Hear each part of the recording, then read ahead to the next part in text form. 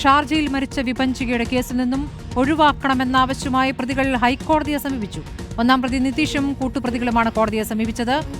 Crime branch കുറ്റപത്രം നൽകാനിരിക്കെയാണ് പ്രതികളുടെ നീക്കം. കേരളത്തിൽ രജിസ്റ്റർ ചെയ്ത കേസിൽ നിതീഷ് ഇതുവരെയും അന്വേഷണത്തോട് സഹകരിച്ചിട്ടില്ല.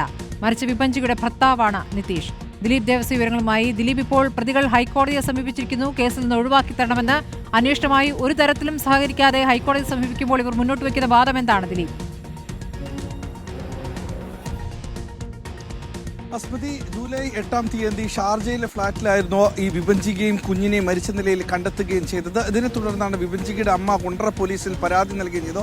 അന്ന് തന്നെ ആത്മഹത്യാ പ്രേരണാ കുറ്റത്തിനടക്കം കേസെടുക്കുകയും ചെയ്തിരുന്നു. പക്ഷേ ഈ കേസുമായി ബന്ധപ്പെട്ട് വിപഞ്ചികയുടെ ഭർത്താവ് നിതീഷ് ഇതുവരെയും കേരളത്തിലെത്തി അന്വേഷണത്തോട് ഒരു തരത്തിലും സഹകരിച്ചിട്ടില്ല എന്നുള്ളതാണ്.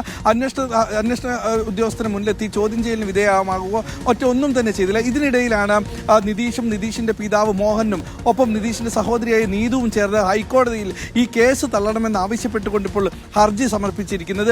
അന്വേഷണ സംഘത്തിന്റെ മുൻപിൽ ചില ചോദ്യങ്ങൾ ഉണ്ടായിരുന്നു. ഏകദേശം 150-ലധികം ചോദ്യങ്ങൾ തയ്യാറാക്കുകയും ചെയ്തു. ഇതിനൊന്നും തന്നെ ഒരു തരത്തിലും മറുപടിയും അല്ലെങ്കിൽ അതിന് ചോദ്യത്തിന് കേൾക്കാനോ അല്ലെങ്കിൽ മറുപടി നൽകാനോ നിതീഷ് എത്തിയിട്ടില്ല എന്നുള്ളതാണ്. ഈ കേസുമായി ബന്ധപ്പെട്ട് ഡിജിറ്റൽ തെളിവുകൾ അടക്കമുണ്ട്. നേരത്തെ തന്നെ വിഭജിക മരിക്കുന്നതിന് മുമ്പ് തന്നെ ഫേസ്ബുക്കിലടക്കം ചില പോസ്റ്റുകൾ ഇട്ടിരുന്നു. അത് അപ്രതീക്ഷിതമാകുന്നതടക്കം ചെയ്തു. അതായത് വിഭജികയുടെ മരണത്തിന് ശേഷമാണ് ആ പോസ്റ്റ് അടക്കം അപ്രത്യക്ഷമാകുകയും ചെയ്തത്. അതിനെ കണ്ടുകൊണ്ട് ഈ വിഭജികയുടെ അമ്മ പോലീസിൽ പരാതി. അങ്ങനെ ഡിജിറ്റൽ തെളിവുകൾ ഏറെ ഉണ്ട്.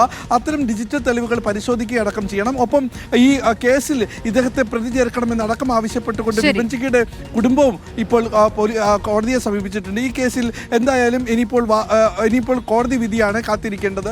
സ്മൃതി. ശരി, ദിലീപ് ദേവസ്യാണ് വിവരങ്ങൾ നൽകിയത്.